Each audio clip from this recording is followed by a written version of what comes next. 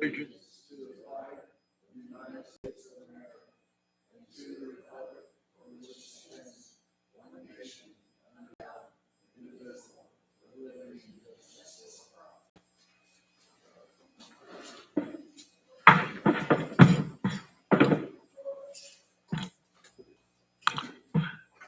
Okay, first on the agenda, we have Judge Cochert here to talk to us about the grants for the pretrial program. You know Carmen Ruff. She's here with me today to talk about pretrial. We have a grant that's coming up. That's how she's funded pretrial officers. Currently, all of the counties in the state of Indiana are required by statute to offer the pretrial release program. We are one of the fortunate counties that so far is funded by the DOC.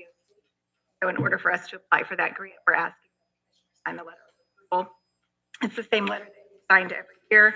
For those, I think you should all be proud, but essentially it's the process that can allow individuals who might otherwise have to sit in jail because they can't afford bond to be released. They are low level, there's not a risk. Happy to answer any questions about the program. Have any questions? But we just need a letter of applying for the grant. Okay, we have any questions for Judge? Okay, we just need a motion to approve the pretrial release grant. I would make a motion to approve the pretrial release grant. Any other questions? All in favor, say aye. Aye. Aye. Does this mean you're not staying for the whole meeting? Yes.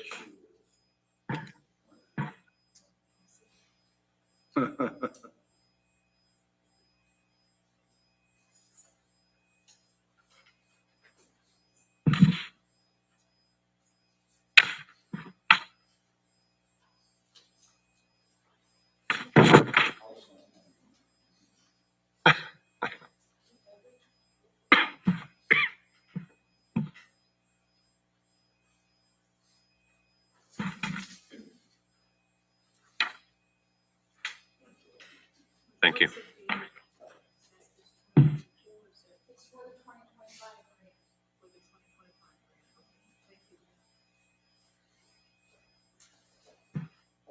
Hey, Nathan. Good evening, everybody.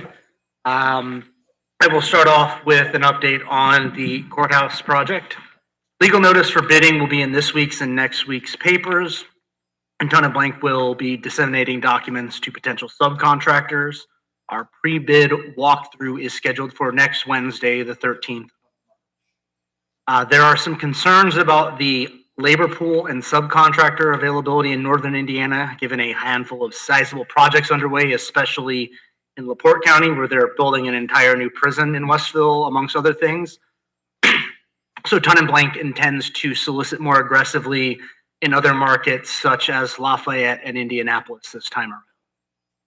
We had one last pre-bid call today. We largely feel that the budget is where it needs to be, but do have some concerns with the cost of the proposed HVAC upgrades. I had reported previously on those, some differences of opinion on the right way to move forward between our architects, MEP consultants, and Brent Smith here in town with J&K. Brent was on the call this morning, and so our architects and MEP consultants will be working with him to see if they can find the middle ground that gets us what we need while cutting some costs a little bit further. And depending on timing, those changes will either end up in a bid alternate or an addendum to the bidding instructions.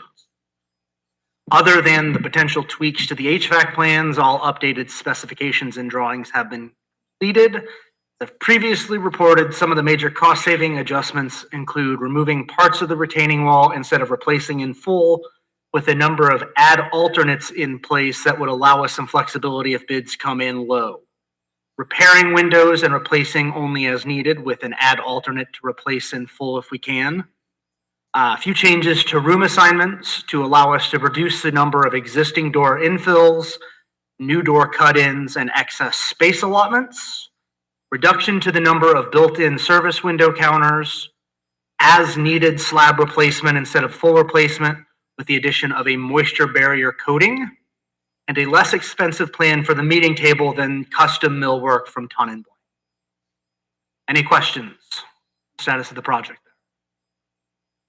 Has there been a time set for the walkthrough on March 13th? I believe general trades is at 10 a.m. and mechanical, electrical, and plumbing will be at 1:30, but I might have those two switched. But either way, 10 and 1:30 are the times.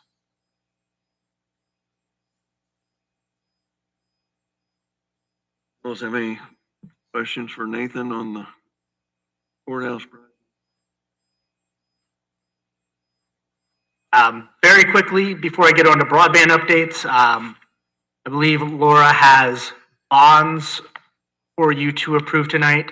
These are the statutorily required bonds for the 7 members of our redevelopment commission. We went through Shepherd Insurance here in town. Teresa Calloway secured them through Liberty Mutual. I don't know if you have any questions. They're statutorily required to be bonded in the amount of $15,000.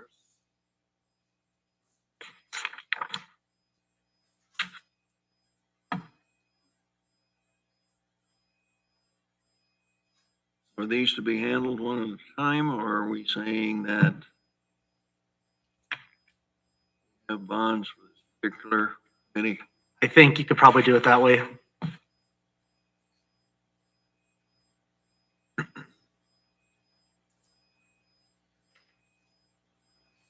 There should be 7 of them. Looks like they're all bonded for the same amount.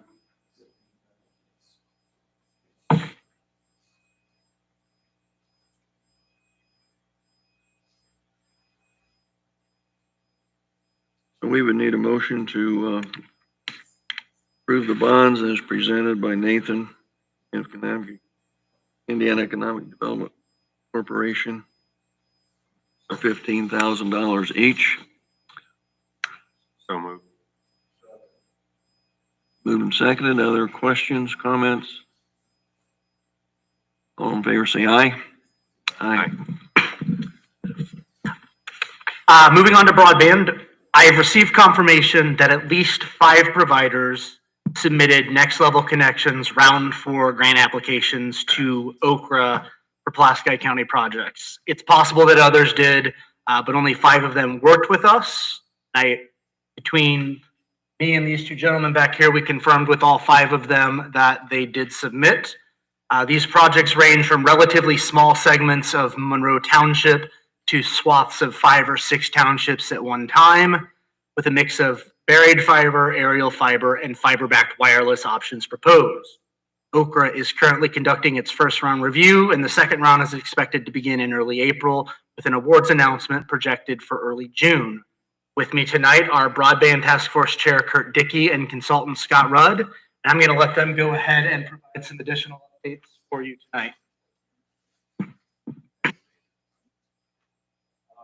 So thank you for letting us provide you an update. And just so everybody, the Lieutenant Governor's Office gives a broadband steps for success. There's been some questions that have come through. There's been a flurry of activity of these proposals for these next level connections grants, community involvement to get letters of support, which thank you. We got, I think, what we needed to help the scoring system elevate those for the state.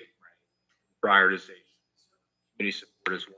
I'll have Scott in a minute talk about what's coming on the program, which is also super important. But just to go through the 10 things. I'm not going to read all the text on here. You can read it if you want later. But the steps for success: starting a task force. Check, did that. Becoming a broadband ready community. You guys did the necessary work to do that. Check. Considering a broadband plan or feasibility study. This is something that's ongoing, that there's funding that you guys approved to go towards doing something like this. Although we haven't actioned that, I think Scott will talk about why we want to just hold off on that for the moment as these providers submit their proposals. Encourage the providers to encourage investment. He's done a good job. We've encouraged why our county is a great place to come and set up business, act as a hub to other areas of the state. Some of these companies cover multiple states. Benefits and incentives of broadband expansion, those come with a package. Come and ask for a tax waiver, tax or something like that. Too early for that right now, but might investigate. Increasing the adoption rate in our community, in awareness, broadband speed tests, inventory of public resources and assets. We've done that work, providers have. We do have a lot of GIS data and mapping that we've stayed on. The program is also doing that.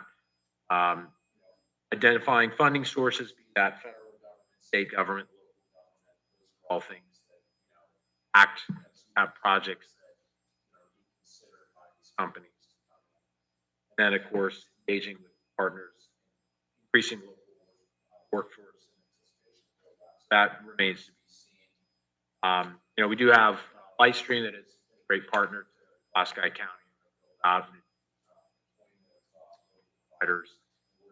county. But all in all, I just wanted to come and basically tell you that, from my perspective, again, it's a flurry of activity here and there. Always a pulse task force to keep Pulaski County top of mind, both at the state level and the federal level. We did submit a USDA grant application, $1,000. Not awarded that grant.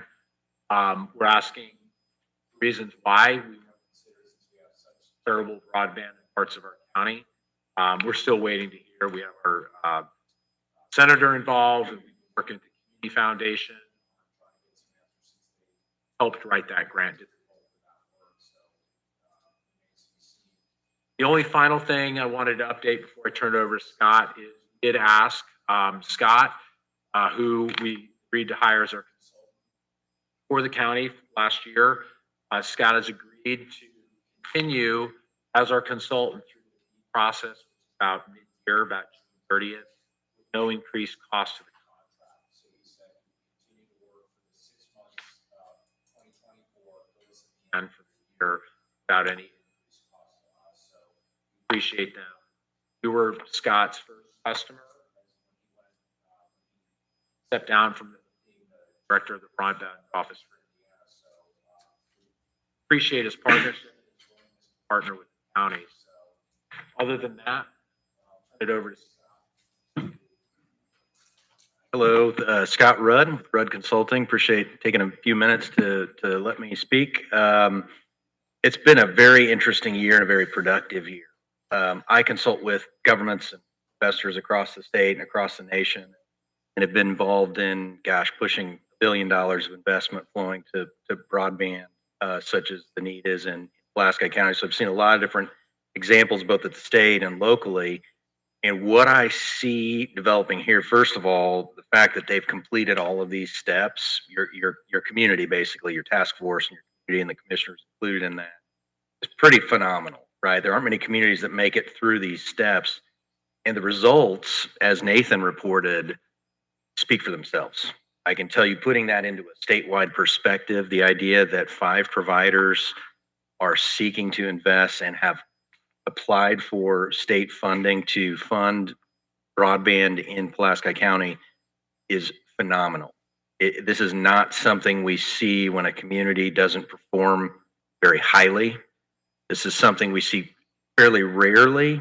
And to have at least one of those applications be a very, from what we understand, a very significant, more county-wide type of approach, it's even more fantastic, right? And so the evidence of the work that Nathan and Kurt and the task force and all have, including the commissioners, have put into this is it doesn't get much better than this. And so we're really kind of at the point where in Pulaski County, the state now has the option to fund a large comprehensive grant to solve your needs, or multiple smaller grants to solve your needs from 4 or 5 different providers. You've got 2 ways now to potentially knock this out of the park. And then the third backup, if the state can't make that countywide investment happen through the awarding of those grants, your fallback is coming right on the heels of this state grant process, and that's the BEAD funds Indiana is getting, $868 million for Indiana to invest in broadband. And so what we can do is right on the heels of the announcing of the awards in coming up here shortly is immediately position you to fill the remaining unfunded locations with the BEAD funding that's coming behind this set of funds. So I am just incredibly encouraged with your progress and the success of your community. These things don't happen easily, and they haven't happened here in Pulaski in this way ever. This has never happened here before. Okay, this is a generational type of investment that we are this close to securing. And so I was happy to offer a highly discounted rate for you to just extend my service to you. As Kurt said, you were my first client going into private practice, and you're also very similar to my home county. We're 15,000 people. We have a large state park. We have everything stacked against us. So you got a place in my heart is really why I'm wanting to see something really special happen here. I think, again, you are on the verge of a generational investment occurring here, thanks to your community's help. You work in any other county, Scott, at Oh, this yeah. time? Yep, I'm in dozens. Yeah. I didn't know is there any advantage to join counties together to create a greater population with need or not, or it's better to stay single and try and work our way through? You know, you're the only ones who can take care of your own stuff, and so that's obviously at the forefront. I will tell you, we've explored, in fact, many of these investors are multi-county investors, okay? But we sought as a task force and with your community and your support to attract them here first as quickly as possible. That was our goal, right? And so that larger regional approach, to your point, does help pull them into our area, but we want to be first in line. So that's our focus. How's it going as far as completion? Yeah, I think we'll know in terms of serving every last acre of Pulaski County, which was the goal. The task force set. I guess it's been a year ago. We're about to find out with these state grants what is going to happen and who may or may not be left out. Like I said, the next step will be to sweep in with that next round of grants, probably those same investors, and put service to the last acre in that point. So it's probably going to be, June-ish, but I'd like to see that through and make it across the finish line. So that was going to be the next question as far as that last acre, because there are some that are off roads, but some are even main roads near Monterey not have service. Oh yeah, there's a lot of that, and I don't have the number of locations on the top of my head that are still unserved in Pulaski, but it's in the thousands, and so there are many roads and many areas and townships that are in need of service today. Again, our function here and effectively so has been to expedite and attract as many investors as possible. So this state funding grant, just to add one comment to that, is the absolute fastest path to success for Pulaski right now as we sit. And you've knocked it out of the park. Now it's up to the state to decide your fate, and they're well aware of your need. So we're in a good position. Other questions for Scott or Kurt? We certainly applaud both of you, especially Kurt, for getting that group together. It's well-rounded group, different departments and so on. The ones that I've sat in on, all these tables were pretty much filled. So we appreciate your efforts and move forward. Nathan, you have anything else? Yes, of course I do. That's what I thought. It's double-sided. Just a handful of general C.D.C updates, because sometimes I do my actual job and not everything else I'm asked to. It would be a little premature to provide any identifying details at this time, but working with a landowner in the western part of the county who has property that meets the needs of a company working with the Indiana Economic Development Corporation, I've submitted this land for consideration for a relatively small project that could potentially create benefits for this landowner while providing new opportunities for the local agricultural sector. Not sure what the timeline on the state's part and the project owner's part is, but we did successfully submit a property for a lead. Moving on to housing, I've learned from Sullivan Development that the Indiana Housing and Community Development Authority intends to announce which 2 projects will be funded as part of this year's special LIHTC allocation round on the 25th of April. They received 4 submissions: our Willow Creek Villas project, 1 project proposed for Stark County, and 2 developments proposed for Dale, a small town down in Spencer County. Just last week, I received all of the marketing and partnership materials from the Housing Resource Hub regarding the Hoosier Homes Down Payment Assistance Program. Once I've had the chance to introduce local bankers, real estate agents, and builders to the program over the next couple of weeks, we'll be in a position to start spreading the word throughout the community for potential participants to investigate whether it could be a good fit for them. And as a reminder, this is a program that is open to both first-time home buyers and people looking to step up to the next level. It's unlimited. They have different tiers of down payment assistance depending on income level, whether the head household is a police officer, firefighter, teacher, things like that. But we will be spreading that information in the next month or so. Mr. Tankersley and I recently worked through the proposed pre-development agreement to be executed by the town of Winnemac, the redevelopment commission, and the hub regarding the proposed county farm project.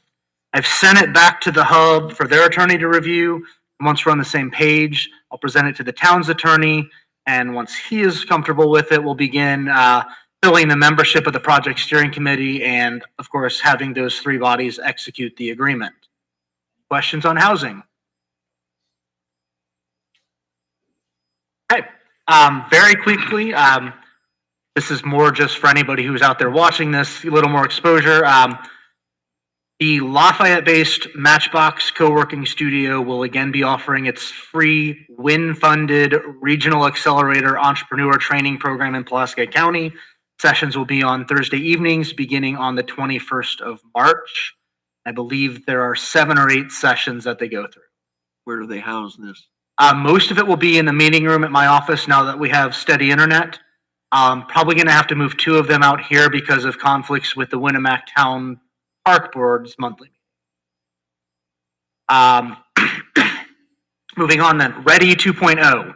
You all are probably familiar with Ready program. You recall last year and a half to 2 years, the state introduced the Ready 1.0 program. We had a couple of regional projects funded through the Northwest Indiana Forum. As part of the forum's proposal for 2.0, I submitted 2 projects for potential inclusion: infrastructure costs for the proposed county farm residential development and the extension of the Panhandle Pathway northward to and beyond the state park. Additionally, I believe that our community foundation submitted a proposal relating to childcare. State's 2.0 process is a little bit different from the first Ready round.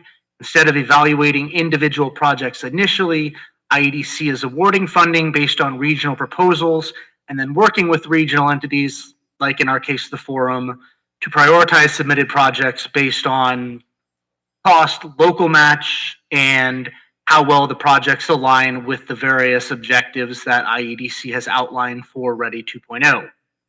The proposals were due to IEDC in mid-February, but I'm not yet sure when they'll announce how much each region will be allocated or when the forum will convene its project review committee to allocate the awarded funds across the region. But we do have at least 3 projects that are intended to bring money into Pulaski County. I think the Community Foundation did receive 1 grant for childcare. Leanne was. Yes, that was through FSSA, I believe. And then finally, very briefly, last thing I'll report, the 2024 Economic Development Summit will take place on the evening of Tuesday, 23rd of April. Haven't confirmed the location yet, but it will be this year in Winnemac. And the way we restructured the C.D.C. We won't have a meeting that evening, so we'll get to start a half hour earlier at 6 o'clock instead of 6:30, and everyone can get home a little bit sooner. Any questions? All right, thank you.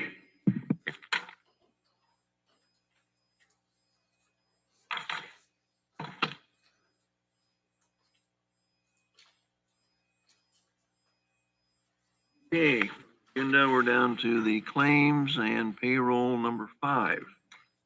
Okay, I've looked at the claims and payroll number 5, and I would make a motion to approve as presented. Moved and seconded. Any other comments, discussion? All in favor, say aye. Aye. On the minutes, for the February 20th, Maurice's absence, I will make that motion to approve the minutes as presented. Moved and seconded. Questions or comments? All in favor, say aye. Aye. And we have the WTH. This is a map application agreement. I like the GPS throughout the county that we use. There's different levels to it. This is the application for this year. Electronic Map Data Application Agreement, as it is titled. There is a fee schedule, and our total fee for this would be like $750. So probably nothing new. It's just something that we need. GPS, different organizations throughout the county. The more levels you have, the more precise it is, I say. We need a motion to approve this agreement. Yeah, I would make a motion to approve. Any other discussion? All in favor, say aye. Aye. Aye. Then, in our last meeting, we had a discussion and had a hearing to discuss the vacating of an alley and a road in Pulaski County area, or Pulaski, not city, but Pulaski area. Bush Drive and an alley behind that area. We did not approve it completely. We did approve closing the alley, and we kept, I think, the Bush Street still open. So with that, the ordinance has been changed to reflect that decision. We just need to, again, confirm that tonight and sign. So we need a motion to approve ordinance number 2024-02.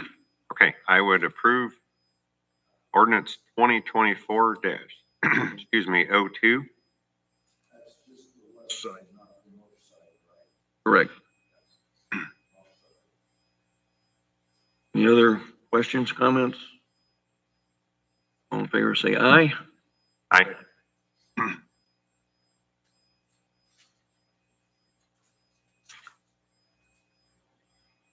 Have a conference request. Marcia Tetzloff to attend the State Recorders Conference in Indianapolis, April 16th through the 18th. Make a motion to approve Marcia's request, conference request. Other comments, questions? All in favor, say aye. Aye. Under discussion items, in order to get the clerk and treasurer moved down here to the highway, we needed some IT work to be done and get a quote from Roeing to make that possible. $8,350. Get those off connections made so that we can have the voting and also the taxes collected this facility. I think it's on the other, in by the offices, not in this room. We need a motion to approve this contract with Roeing. Yeah, I've looked at that contract. I would make a motion to approve contract with Roeing.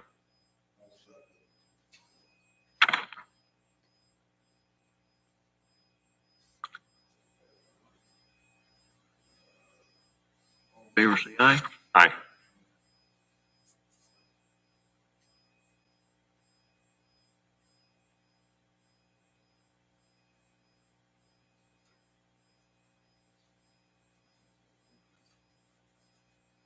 On the agenda, have anything else?